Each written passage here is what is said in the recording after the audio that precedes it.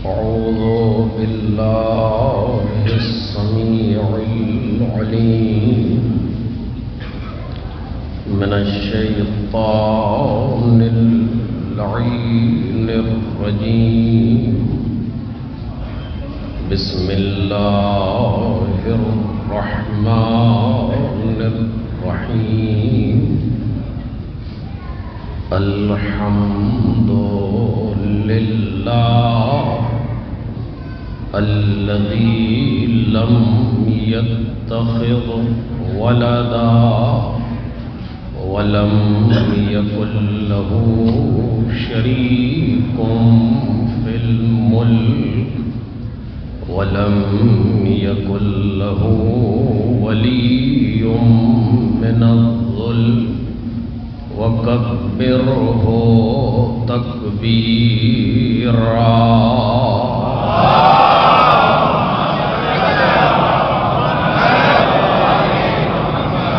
والصلاة والسلام والتحية والإكرام على سيد الأنام العبد المرتضى والنبي المجتبى والرسول المصطفى وآله الأطيبين الأطهرين الأكرمين المعصومين المظلومين الذين أذهب الله عنهم الرجس وطهرهم تطهيرا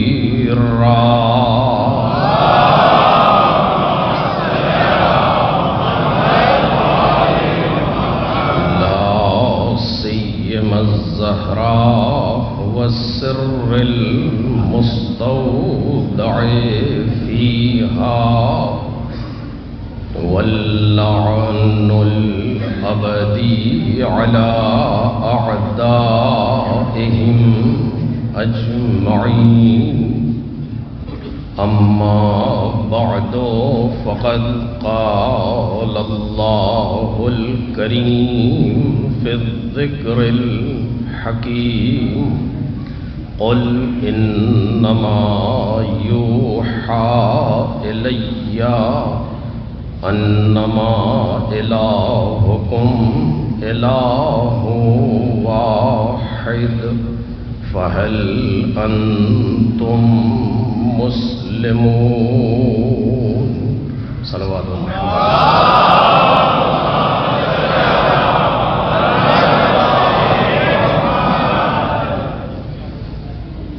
بزرگان محترم اور برادران ارجمند، سورہ مبارک انبیاء کی اس آیہ کریمہ کے ضمن میں ہماری گفتگو ہو رہی ہے، جس میں ارشاد باری تعالی ہے اپنے حبیب سے خطاب کرتے ہوئے کہ آپ کہہ دیں کہ مجھ پر بس یہ وحی ہو رہی ہے کہ تمہارا معبود بس ایک ہے، آیا تم تسلیم ہوتے ہو؟ اس آیہ کریمہ کے وسیلے سے جو موضوع زیر بحث ہے وہ کربلا جلوگاہ توحید ہے، اور ہم آیت کے الفاظ پر ابھی بحث کر رہے ہیں۔ کربلا کے حوالے سے عرض کیا گیا کہ چونکہ کربلا فعل معصوم ہے، ایک معصوم کا عمل ہے، لہذا وہ کسی بھی اعتبار سے محدود نہیں ہو سکتا، نہ جگہ کے اعتبار سے اور نہ ہی زمانے کے اعتبار سے۔ بالکل وہی انداز کے جو قرآن مجید کا انداز ہے کہ قرآن مجید کسی زمانے میں محدود نہیں ہے. ایک زمانے خاص میں نازل تو ہوا ہے لیکن زمانے خاص کے لیے محدود نہیں ہے. بالکل یہی انداز معصومین کی احادیث اور ان کے فرامین کا ہے کہ جو کسی خاص زمانے میں محدود نہیں ہے. خاص زمانے میں بیان تو ہوئی ہیں چیزیں لیکن محدود نہیں ہیں. کیسے، اس پر گفتگو مقصود نہیں ہے ورنہ خود ایک مستقل موضوع ہے، لیکن اشارہ کروں گا بالآخر. قرآن مجید کا دورانیہ ہے نزول کا 23 سال. 23 سال میں مکمل قرآن ہمارے سامنے نازل ہوا، البتہ ترتیبی. قرآن مجید کے 2 نزول ہیں، ایک کو نزول دفعی کہا جاتا ہے اور دوسرے کو نزول ترتیبی کہا جاتا ہے. وہ بالکل واضح ہے، آپ دیکھ سکتے ہیں پہلی آیت رسول اللہ پر کب نازل ہوئی. سب جانتے ہیں روز بعثت یعنی 27 رجب پہلی آیت کون سی تھی؟ اقرأ بسم ربک الذی خلق. یہ پہلی آیت ہے کہ جو 27 رجب روز بعثت پیغمبر پر نازل ہوئی.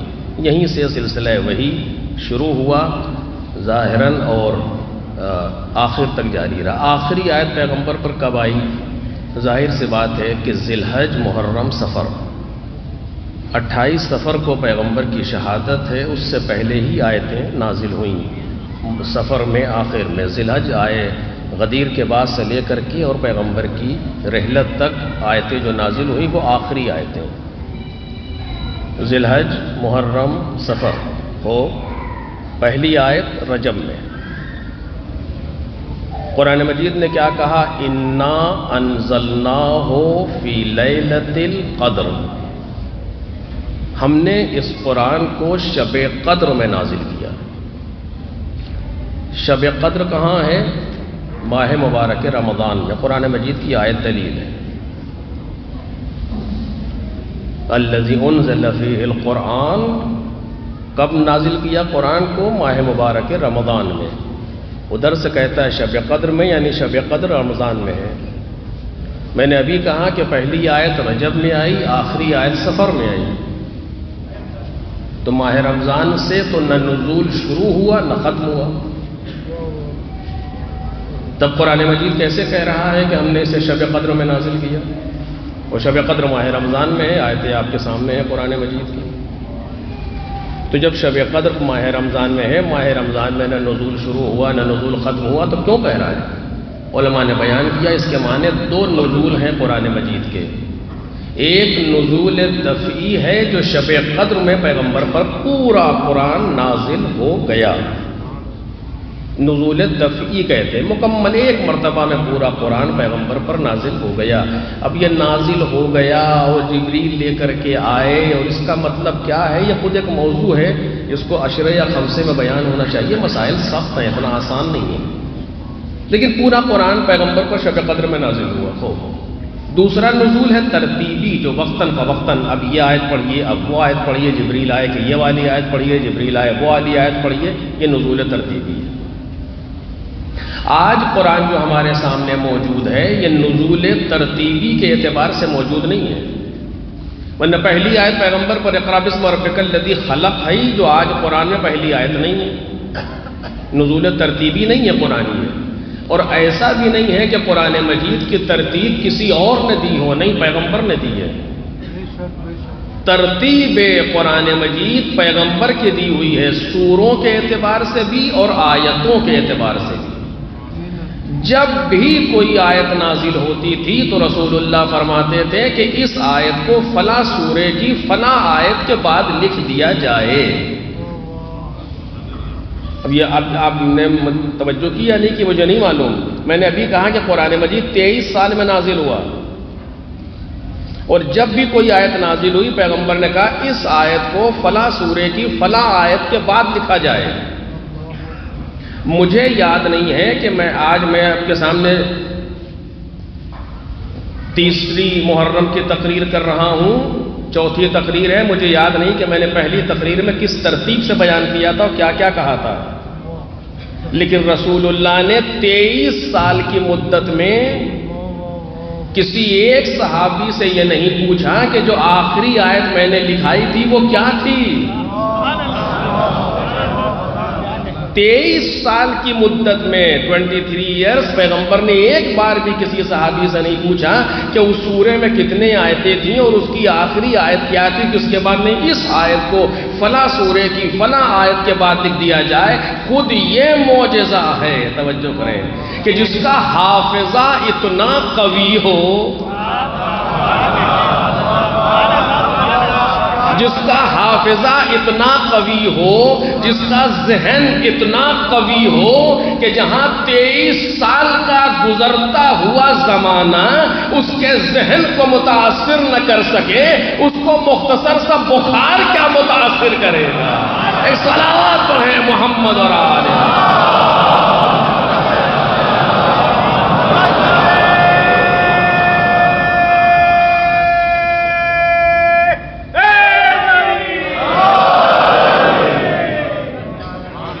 کبھی رسول اللہ نے کسی سے نہیں پوچھا کہ اس سورے میں کتنی آیتیں ہیں یا اس کی آخری آیت کون سی تھی یا فلاں، کچھ نہیں۔ جب بھی کوئی آیت نازل ہوئی اس کو وہاں پر لکھ دیا جائے، اسے وہاں پر لکھ دیا جائے، وہ اسی طریقے سے پیغمبر ترتیب دیتے رہے۔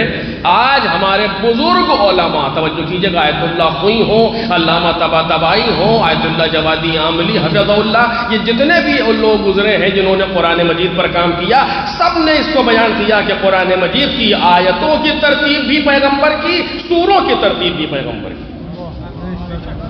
اب یہ ترتیب کے جو ترتیب قرآن کا جو نزول ترتیبی ہے اس کے مطابق آیتیں کیوں نہیں لکھی گئیں، اس کی باقاعدہ دلیلیں موجود ہیں ہمارے پاس۔ اور اگر قرآن مجید پر اشرا یا خمسہ ہو تو وہاں اسے بیان کیا جا سکتا ہے، بیان کیا جاتا ہے کہ جس ترتیب سے نازل ہوا تھا اس ترتیب سے کیوں نہیں موجود ہے، لیکن بالآخر ترتیب پیغمبر کی دی ہوئی ہے، جو بھی ترتیب ہے۔ اور توجہ کیجئے گا، اس قرآن مجید میں نہ ایک لفظ کم ہوا ہے نہ زیادہ ہوا ہے، توجہ کریں، نہ قرآن مجید میں کوئی لفظ کم ہے نہ کوئی لفظ زیادہ ہے۔ جیسا رسول اللہ چھوڑ کے گئے تھے آج ویسا ہی یہ قرآن مجید موجود ہے۔ اگر کوئی سیاستاً، اگر کوئی خیانتاً، اگر کوئی جہالتاً کوئی دوسرا نظریہ پیش کرتا ہے تو وہ اس کی اپنی نظر تو ہوگی، مذہب تشیع کا نظریہ نہیں ہے۔ ایک صلوات پڑھیں محمد اور آلہ۔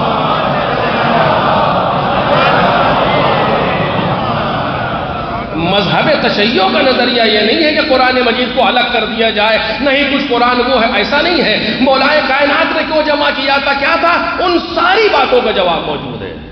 بہت لطیف موضوع ہے، کبھی انشاءاللہ خدا توفیق عطا فرمائے اس پر انسان گفتگو کرے۔ بہت لطیف موضوع ہے کہ بھی جناب مولا کائنات کیا کر رہے تو کیا تھا، وہ ساری باتیں موجود ہیں، انشاءاللہ کبھی عرض ہوگی آپ کے سامنے۔ بالآخر جو ترتیب موجود ہے یہ رسول اللہ کی دی ہوئی ترتیب ہے کہ جس طریقے سے پیغمبر نے چھوڑا۔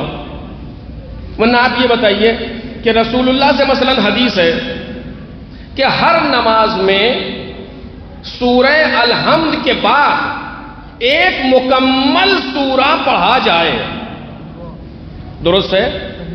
برادران اہل سنت کے ہاں یہ شرط نہیں ہے، وہ سورہ الحمد کے بعد ایک سورے کی کچھ آیتیں پڑھ سکتے ہیں، ہم نہیں پڑھ سکتے۔ ہمارے یہاں شرط ہے کہ مکمل سورہ پڑھا جائے، درست؟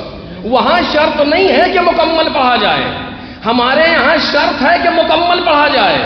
اگر رسول اللہ نے سوروں کو مکمل نہیں کیا تو کون سا سورہ مکمل ہے؟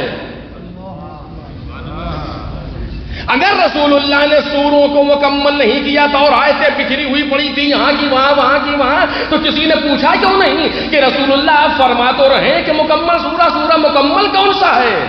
کیا ضروری نہیں ہے کہ انا انزلنا کی آیت انا اعطینا میں ہو، انا اعطینا کی آیت کسی اور دوسرے سورے میں موجود ہو؟ جب تک معصوم ترتیب نہ دے، جب تک معصوم ترتیب نہ دے تکمیل سورہ پر یقین پیدا نہیں ہو سکتا، اور جس کے یہاں ترتیب کا یقین نہ ہو وہ مکمل سورہ پڑھ کیسے لے گا؟ آخر ہمارے یہاں یہ شرط بتا رہی ہے کہ قرآن ترتیب دیا ہوا معصوم کا ہے. قرآن، توجہ کیجئے گا، قرآن اتنی ہلکی کتاب نہیں ہے کہ غیر معصوم کا احسان لے. ایک صلوات پڑھے محمد اور آلہ.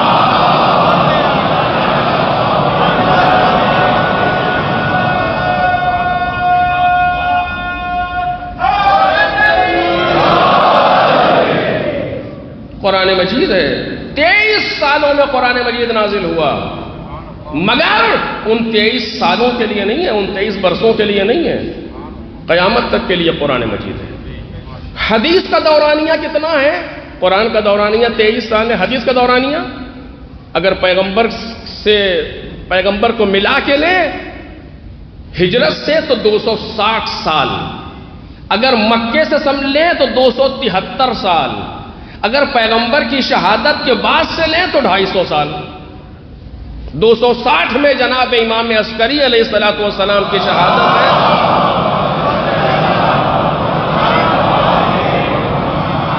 دو سو ساٹھ میں حضرت کی شہادت ہے. تبھی سے ہمارا زمانہ حدیثی ظاہراً ختم ہو گیا، چونکہ جو احادیث جو توقیات امام زمانہ سے ہیں وہ خاص کر بعض اور لوگوں کے ساتھ ہیں، وہ جو ترتیب سے احادیث اور بالمشافہہ لوگوں سے گفتگو تھی وہ ختم ہو گئی.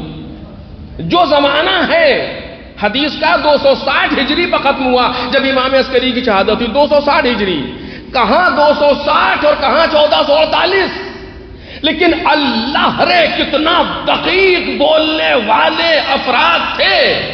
توجہ کیجئے گا، بالکل وہی انداز جو قرآن مجید کا ہے. قرآن مجید تو سن 11 پر ختم ہو گیا، حدیثیں کم از کم 260 تک تو آئیں.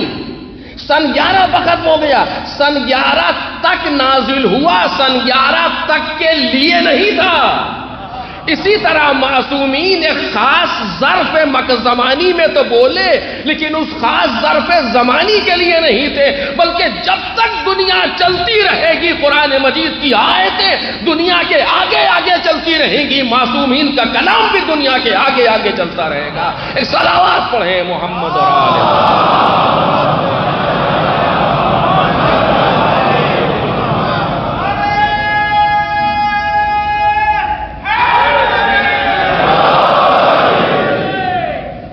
یہ فعل معصوم کی کیفیت ہے. جس طریقے سے قول معصوم ہے اسی طریقے سے فعل معصوم ہے. بس میں ہلکا سا اشارہ کر رہا ہوں، باقی تفصیل اگر رہا تو پھر کبھی اور. کہ آپ دیکھیں امام نے کسی کام کو انجام دیا ہے، کسی بھی کام کو کسی بھی شخص کے ساتھ، وہ کام اسی جگہ پر محدود نہیں ہے. اگر آج بھی اس فعل کو دیکھا جائے تو قابل استفادہ ہے، آج بھی اس سے درس ملتا ہے. معصوم کا فعل ہے. قرآن مجید نے بہت سے لوگوں کے واقعات کو بیان کیا ہے. کتنے انبیاء کے واقعات کو بیان کیا، کتنے غیر انبیاء کے واقعات کو بیان کیا، کتنے صالح لوگوں کے واقعات کو بیان کیا. اس کا معنی کیا ہے؟ قرآن کسی قصے کی کتاب ہے؟ نہیں، قرآن قصوں کی کتاب نہیں ہے، بلکہ قرآن مجید بہترین قصہ گوئی کی کتاب ہے کہ کسی قصے کو بیان کیسے کیا جائے. اس کی کتاب ہے قرآن مجید. میں صرف اس لیے بیان کر رہا ہوں تاکہ ہمیں اندازہ ہو کہ فعل کیسے آگے بڑھتا ہے، کام کیسے آگے جاتا ہے، عمل. قرآن مجید جناب یوسف کا قصہ، جناب موسیٰ کی داستان، جناب عیسیٰ کا واقعہ، یہ کیا ہے؟ کوئی تاریخ بتا رہا ہے قرآن ہمیں؟ کوئی ایک ہسٹری کی کوئی چیز ہے اس کو بیان کر رہا ہے؟ نہیں، ایسا نہیں ہے. پھر کیا ہے کہ قرآن ماضی کے واقعات میں مستقبل کا آئینہ دکھاتا ہے. بہت توجہ میرے عزیزوں، ماضی کے پرانے واقعات میں مستقبل کا آئینہ دکھاتا. کیا مطلب؟ کہ جیسے یہ واقعات ہوئے ہیں ایسے ہی تمہارے زمانے میں ہو سکتے ہیں. اس پہ غور کرنا. اور عجیب ہے واقعا، ایک شخص ہے جن کا قرآن مجید نے لقب کے ساتھ تذکرہ کیا، جناب ذوالقرنین. آپ اٹھا کر کے دیکھیں قرآن مجید میں موجود ہے، 2 جگہ پر 3 جگہوں پر ان کا تذکرہ کیا قرآن مجید نے. سورہ کہف میں کیا، اسی سورہ میں جو ہمارے جس میں ہم آیت پڑھ رہے ہیں سورہ انبیاء میں کیا، ایک جگہ پر اور کیا۔ جناب ذوالقرنین نبی کے بارے میں نبی نہیں ہے، کچھ لوگ کہتے تھے کچھ کہتے نہیں تھے، شک ہے، بالکل واضح نہیں ہے۔ قرآن مجید نے قصوں کا ان کے واقعات کا تذکرہ کیا۔ 3 سفر جناب ذوالقرنین کے قرآن مجید نے بیان کیے، توجہ کیجئے گا اور جا کر کے ان واقعات کو پڑھیے گا۔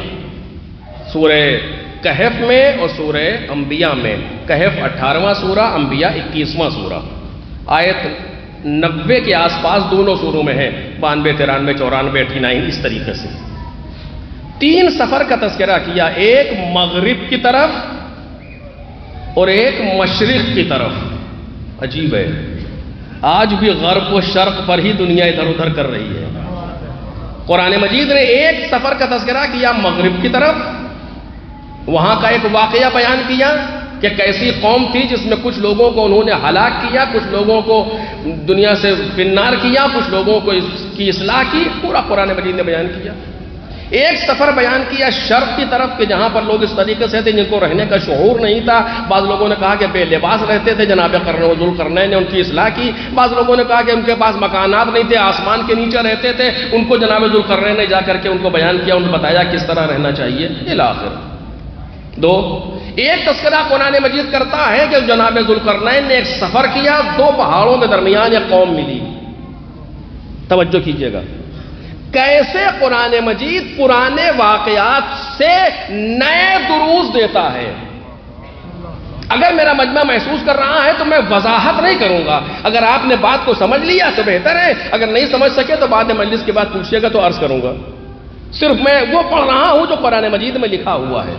توجہ کریں آپ، 2 پہاڑوں کے درمیان لوگ رہتے تھے، ایک قوم تھی، اس کے پاس گئے لا یقودن یفقہون قولا، وہ ان کی باتوں کو نہیں سمجھ پا رہے تھے، یا پڑھے لکھے نہیں تھے یا کچھ بھی تھا، قرآن مجید نے بیان کیا۔ جب جناب ذوالقرنین وہاں پہنچے، جناب ذوالقرنین ظاہر سی بات ہے غرب و شرق کو فتح کرنے والا انسان، فوج ہے، لشکر ہے، ساری چیزیں ہیں، روب ہے، دبدبہ ہے، ہیبت ہے، سب موجود ہے۔ ان لوگوں نے کہا کہ اے ذوالقرنین انا یأجوج و ماجوج مفسدون فی الارض، ان 2 پہاڑوں کے درمیان سے یاجوج و ماجوج جو 2 قبیلے ہیں یا لوگ ہیں یا گروہ ہیں، یہ آتے ہیں اور آ کر کے زمین میں فساد برپا کرتے ہیں۔ یاجوج اور ماجوج 2 کا تذکرہ کیا قرآن نے۔ قرآن کا ایک اپنا انداز ہے کہ نام نہیں لیتا جلدی سے، چونکہ نام بدلے جا سکتے ہیں، اچھوں کے بھی اور بروں کے بھی۔ کیریکٹر بیان کرتا ہے، جس کا بدلنا تمہارے بس میں نہ ہو، ایک صلوات پڑھے محمد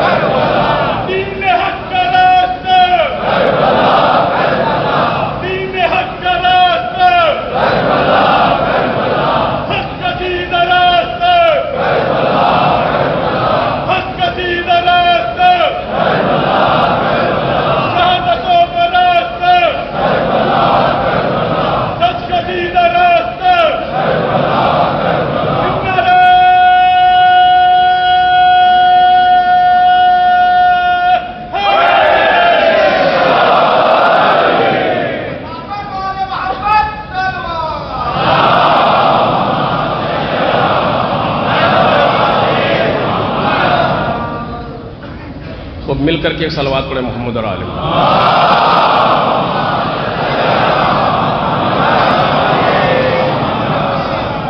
2 پہاڑوں کے درمیان وہ قوم رہتی ہے، انہوں نے جناب ذوالقرنین سے کہا، اور جب آپ اس پر جا کر کے ریسرچ کریں گے کہ ذوالقرنین کون تھے تو اور زیادہ لطف آئے گا۔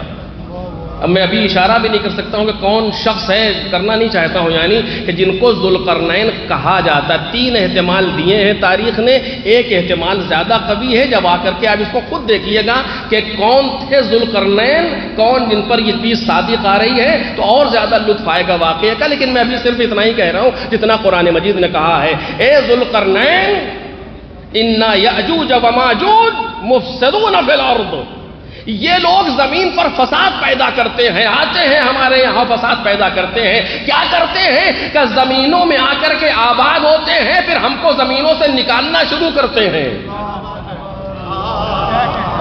توجہ کیجئے گا، مفسدون فی الارض، زمین میں آ کر کے آباد۔ ایک صلوات پڑھے محمد اور آل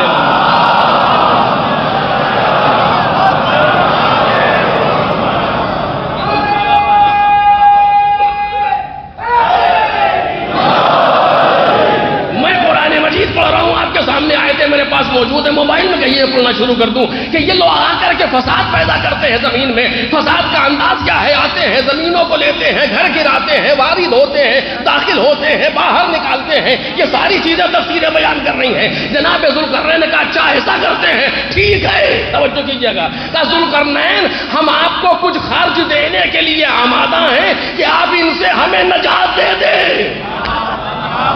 ہم کچھ دینے کے لیے آمادہ ہیں کہ آپ ان سے ہمیں نجات دے دیں۔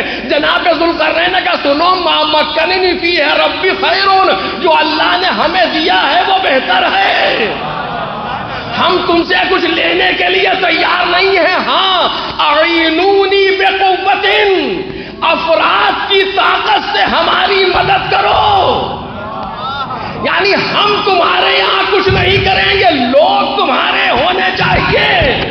کاش بات واضح ہو جائے، لوگ تمہارے اعینون بقوۃ، کہ لوگ تم اپنے افراد کو لے کر کے آؤ۔ پھر جو ہم کہہ رہے ہیں وہ کرو، کیا کہا کہ آتونی زبر الحدید، لوہا لے کر کے آؤ ہمارے پاس۔ اس پہاڑ سے اس پہاڑ کے درمیان لوہے کو جناب ذوالقرنین نے رکھا، کہا تانبا لے کر کے آؤ۔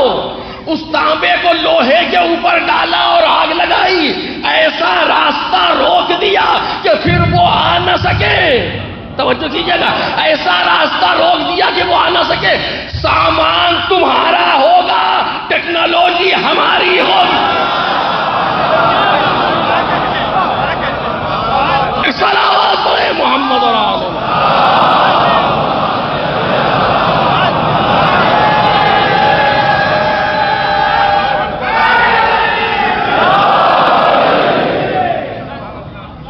سامان تمہارا ہوگا، ٹیکنالوجی ہماری ہوگی، ہم تمہارے یہاں آ کر کے رکیں گے نہیں، ہم ان پہ لڑیں گے نہیں، تم خود مقابلہ کر لینا، بس جو ہم کہتے جا رہے ہیں اسے کرتے جاؤ۔ اس کرنے میں ہمارا فائدہ نہیں ہے، تمہارا اپنا فائدہ ہے۔ اگر ان کو اپنے یہاں آنے دو گے تو خود وقت ہوگے، اگر راستوں کو روک دو گے تو خود کامیاب ہوگے۔ ایک صلوات پڑھ دے محمد اور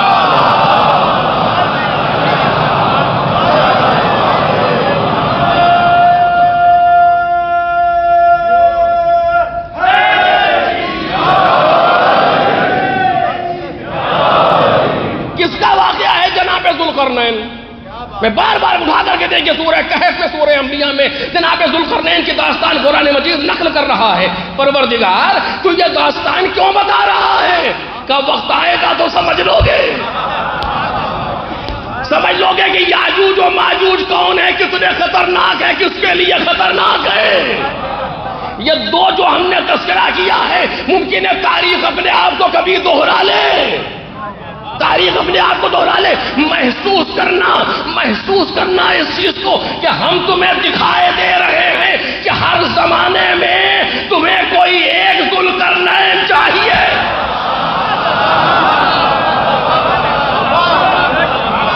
ایک صلوات پڑھے بابا سے بلند پر محمد اور آل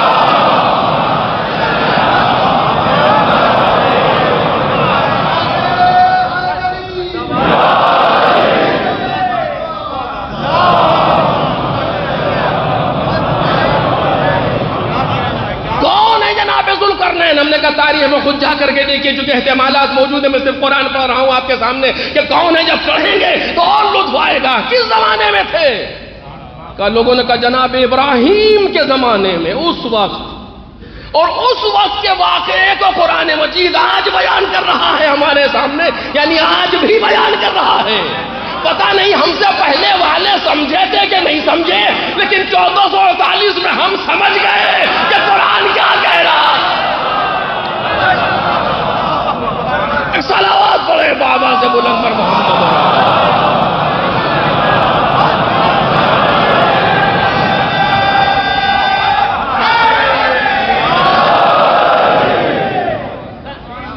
ایک اور صلوات بابا سے بلند پر محمد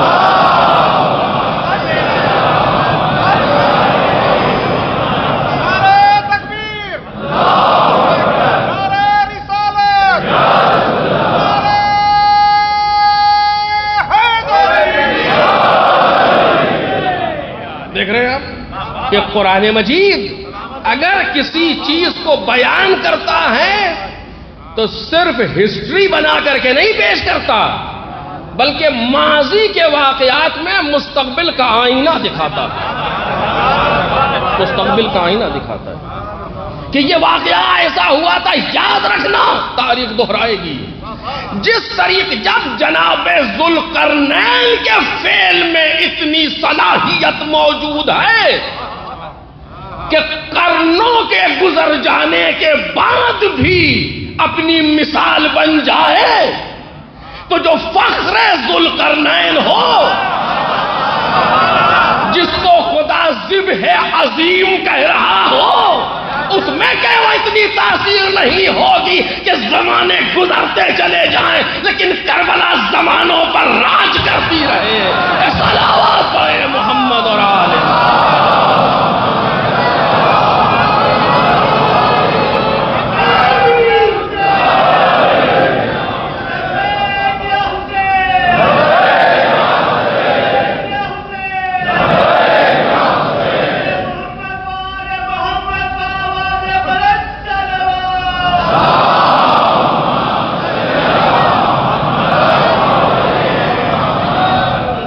کربلا فعل معصوم ہے، کربلا معصوم کا عمل ہے، کربلا کسی جگہ محدود نہیں ہو سکتی۔ کتنوں نے کربلا کو محدود کیا، آپ دیکھیے ختم ہو جائے یہ تذکرہ، مٹ جائے، نہ رہ جائے، کیا ہوا؟ سب کے سب چلے گئے، آج نہ متوکل رہ گیا نہ منصور رہ گیا، کچھ نہیں ہوا۔ کربلا واقعی ہے، عجیب ہے۔ حتیٰ اس موقع سے بھی، بس یہ ایک آخری بات سن لیں اور میں بات کو تمام کروں، اس موقع سے بھی معصوم نے وہ استفادہ کیا۔ دیکھیے سیرت معصومین سے ہمیں ان چیزوں کو سیکھنا چاہیے، بہت توجہ۔ اسباب تم فراہم کرو، اسباب کو مینج ہم کریں گے۔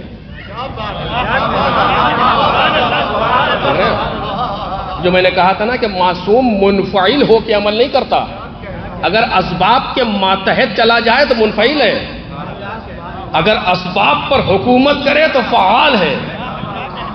اسباب تم لے کر کے آؤ جیسے بھی صحیح، اسباب سے استفادہ ہم کریں گے اور ہم بتائیں گے یہ اسباب کیسے مدیریت کیے جاتے ہیں اور کیسے ان کو مینج کیا جاتا ہے۔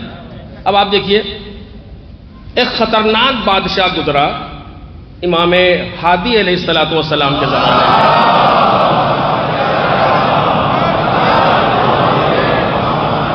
جس کا نام تھا متوکل۔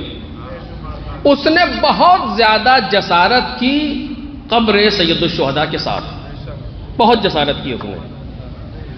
کہا کہ اس پر کربلا کی سرزمین پر ہل چلا کر کے کھیتی کرو تاکہ قبر غائب ہو جائے، اور اس کے کارندوں نے اس کے عمل کو، اس کے حکم کو عملی کیا۔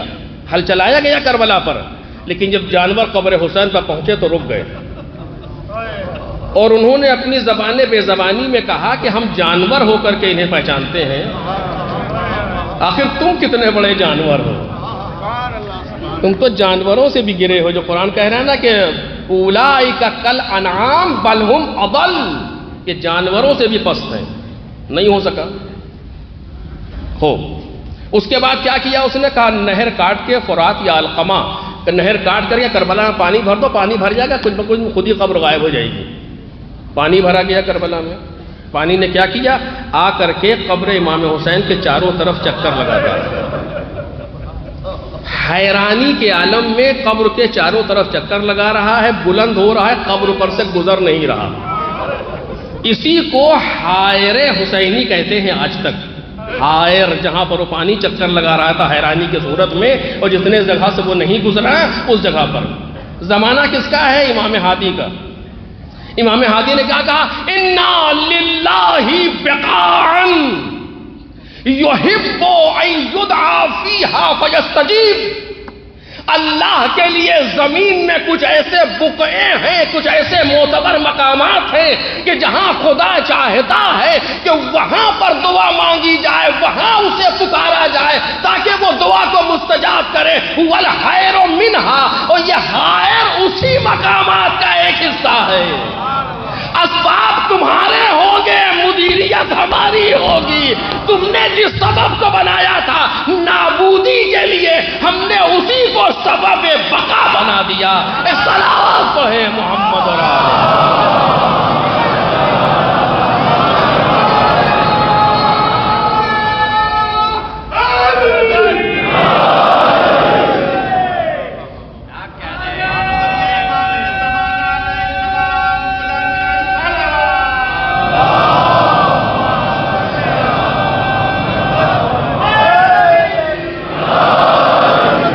اسباب تمہارے ہوں گے لیکن مدیریت ہم کریں گے ان اسباب کی۔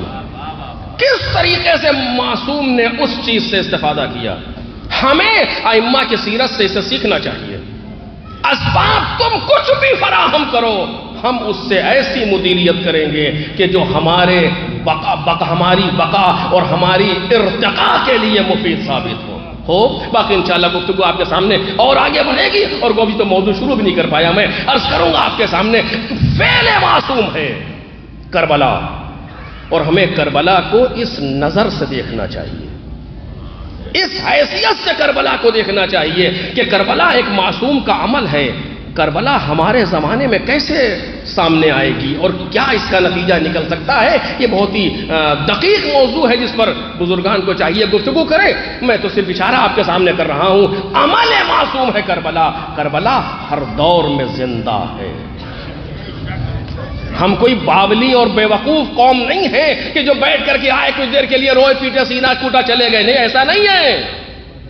کربلا کا ذکر جہاں ہوتا ہے وہاں حیات پیدا ہوتی ہے۔ خوش نصیب ہیں وہ لوگ کہ جہاں ذکر حسین ہو رہا ہو، خوش نصیب ہیں وہ ملک جہاں ذکر حسین ہو رہا ہو، بد نصیب ہے وہ ملک جہاں ذکر حسین نہ ہو رہا ہو۔ ذکر حسین حیات کا باعث ہے، حیات انفرادی کا باعث ہے، حیات اجتماعی کا باعث ہے۔ حیات بانٹتا ہے ذکر حسین۔ جہاں پر ہوتا ہے، جس زمین پر ہو جائے وہ زمین زندہ ہو جائے، جس زمانے میں ہو جائے وہ زمانہ زندہ ہو جائے، جس کے دل میں اثر کرے اس کے دل کو زندہ کر دے۔ ایک صلوات پڑھے محمد اور آلہ۔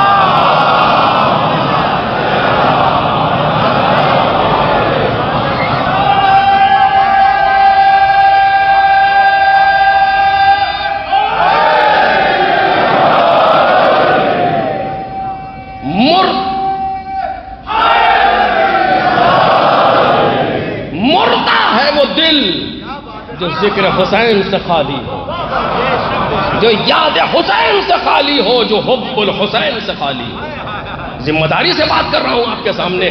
زندہ ہے وہ دل جس دل میں حب الحسین پائی جائے۔ اب بہت سی باتیں ہیں کہ جو کیسے عرض کروں، وقت میں گنجائش نہیں ہوتی۔ ہماری ذمہ داری ہے ہم دنیا کو امام حسین سے آشنا کریں۔ بالکل صاف کہہ رہا ہوں بغیر کسی مقدمے کے، اگر وقت رہا یاد آئے کبھی اور عرض کروں گا۔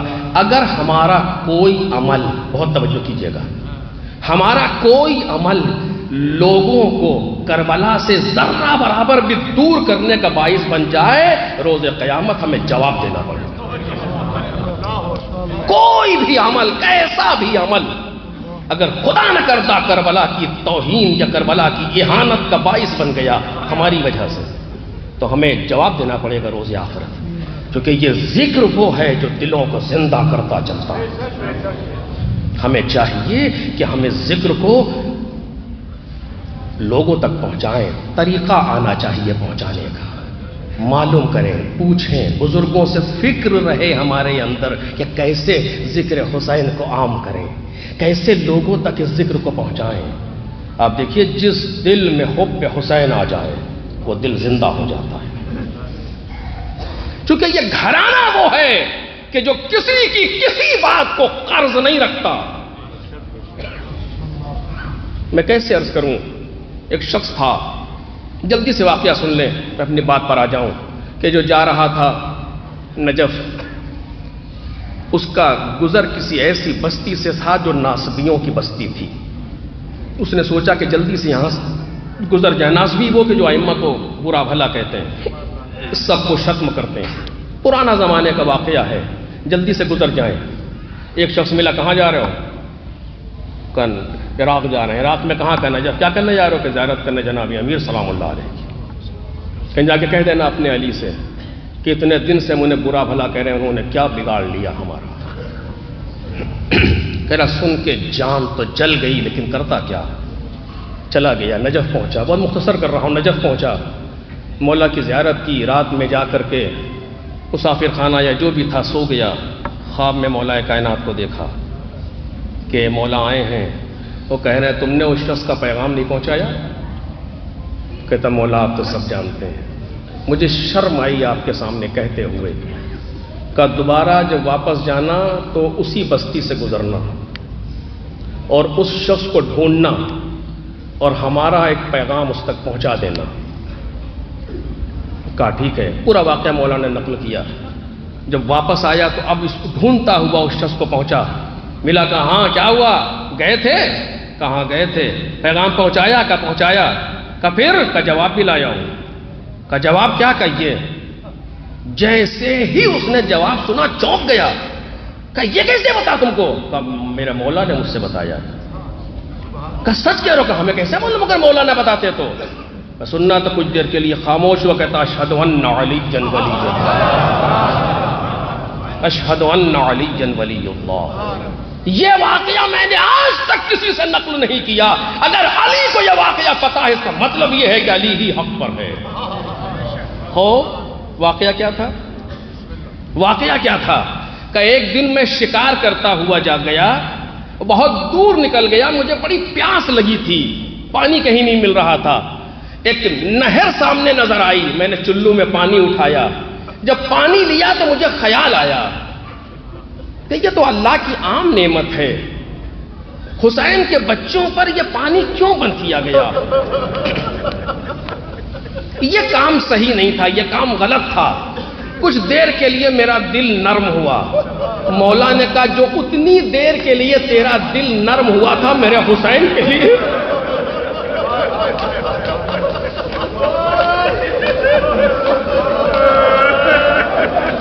جو اتنی سی دیر کے لیے تیرا دل میرے حسین کے لیے نرم ہوا تھا، اسی لیے تجھے دنیا میں چھوڑے ہوئے ہوں، قیامت میں آخر دیکھتا ہوں۔ حب الحسین، ہمیں کوشش کرنا چاہیے کہ لوگوں کے دلوں میں محبت حسین پیدا ہو، کسی بھی بہانے سے صحیح، ایک تبرک کے بہانے سے صحیح، کسی بھی ذریعے سے صحیح، امام حسین کی محبت پیدا ہو۔ یہ محبت وہ ہے جو دلوں کو زندہ کرتی ہے، یہ خاندان وہ ہے، اگر کسی نے اس خاندان کے لیے ذرا سا کچھ کیا ہے تو یہ اہل بیت اٹھا کے نہیں رکھتے، اس کو عطا کرتے ہیں۔ چل رہا ہے امام حسین کا قافلہ، ایک وقت آیا کہ جب حر نے راستہ روکا، مولا نے کہا دیکھو تم لوگوں نے بلایا ہے مجھے، اس لیے آیا ہوں، اگر نہیں چاہتے ہو تو واپس ہوا جاتا ہوں۔ کہا میں آپ کو واپس نہیں جانے دوں گا، بس یہ کہنا تھا جناب امام حسین کے گھوڑے کی لجام کو حر نے پکڑ لیا۔ دل چاہیے تھا اس کام کے لیے، سارے بنی ہاشم کے سامنے، حتیٰ ابو الفضل العباس اور لجام فرس حسینی پر ہاتھ ڈالتا ہے، کہتا میں آپ کو جانے نہیں دوں گا۔ امام حسین نے کہا سکلت کا امک یا حر ما تريد، اے حر تیری ماں تیرے ماتم میں بیٹھے، تو چاہتا کیا ہے؟ یہ سننا تھا 1000 کے لشکر کا سردار ہے حر، معمولی انسان نہیں، 1000 کا لشکر اس کے ماتحت ہے اور اس کے سامنے امام حسین کہہ رہے ہیں۔ حر نے نظریں جھکا لی، کچھ دیر خاموش رہا اور کہتا ہے حسین، اگر عرب میں کسی نے ایسے موقع پر میری ماں کا ذکر کیا ہوتا تو میں پلٹ کے اس کی ماں کا تذکرہ کرتا، لیکن کیا کروں کہ آپ کی ماں تو سید ہے۔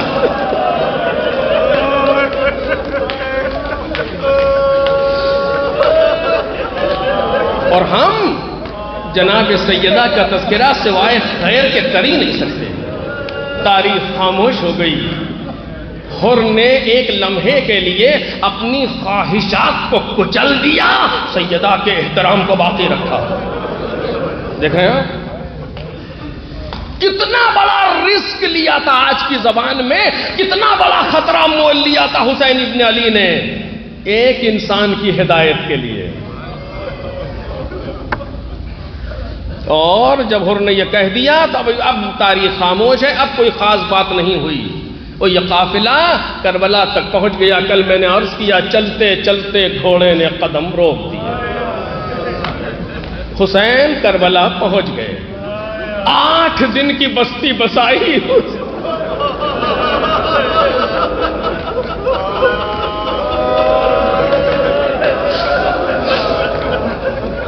8 دن کی بستی بسائی میرے مولا نے کربلا۔ 9 محرم آئی، فوجیں حملے کے لیے تیار ہیں، قریب ہو رہی ہیں، ظہر کا وقت ہے۔ امام حسین نے جناب عباس سے کہا میں عرض کروں گا عباس اگر ان کو روک سکتے ہو تو روکو، 1 رات اور۔ جناب عباس نے گفتگو کی، رات کے لیے فوجیں دور ہو گئیں۔ نہیں معلوم حسین ابن علی کیوں یہ رات مانگ رہے ہیں۔ راز تو اس وقت کھلا کہ جب یہ شب تمام ہوئی اور حر گھوڑا دوڑاتے ہوئے عمر سعد کے سامنے آئے اور پوچھتے ہیں کیا واقعاً جنگ ہوگی؟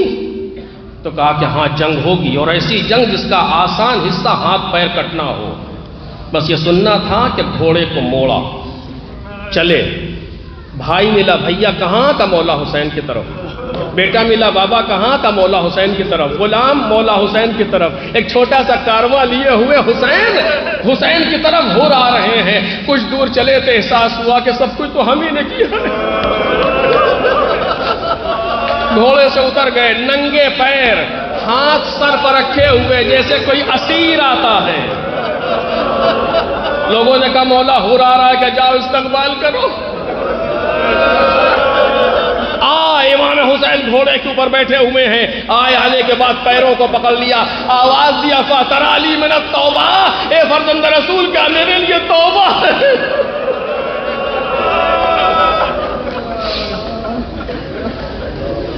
امام حسین نے بازو تھام کے اٹھایا، کون ہو تم؟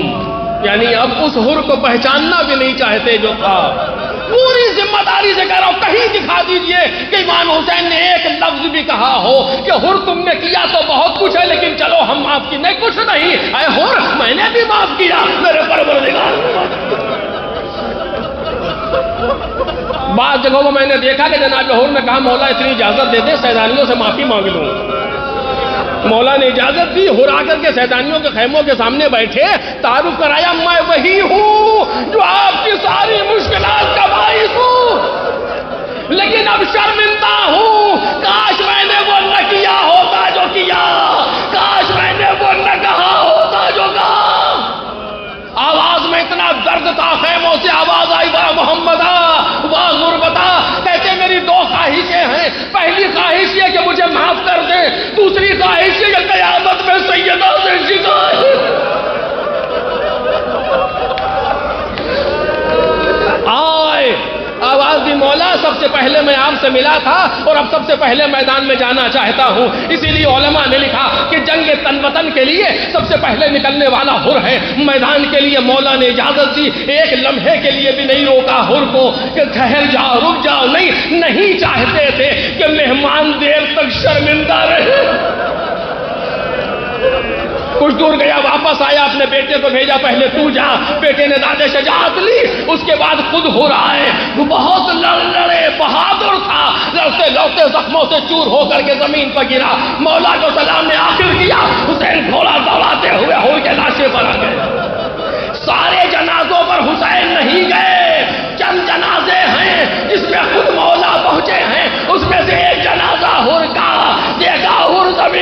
زمانے کے ہیں سرزانوں پہ رکھ لیا،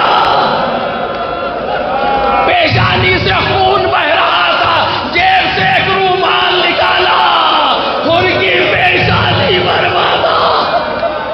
ارے ہر شہید کے خون بہ رہا تھا، کسی کے ساتھ یہ عمل نہیں کیا۔